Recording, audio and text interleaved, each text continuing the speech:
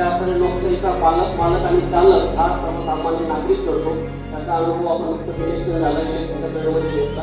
आपल्या सर्वांना पडद्यावरून वेगवेगळ्या गोष्टी माहिती आहे की कशा पद्धतीने मतदारांना खरेदी विक्री होणं हे खऱ्या अर्थाने आपल्या लोकशाहीसाठी आव्हानाची आणि त्याची गोष्ट आहे. तसं होऊ नये. आपण मतदान या सर्व गोष्टींना विरोध राहून करावं, त्या भूमिकेतून जनजागृती झाली पाहिजे आणि त्या निमित्तानेच आपण या कार्यक्रमाचा आयोजन केलेला आहे. आपण थोड्या काही एक प्रतिज्ञा घेणार आहोत, त्यासाठी सर्वांनी हात पुढे करायचा आहे.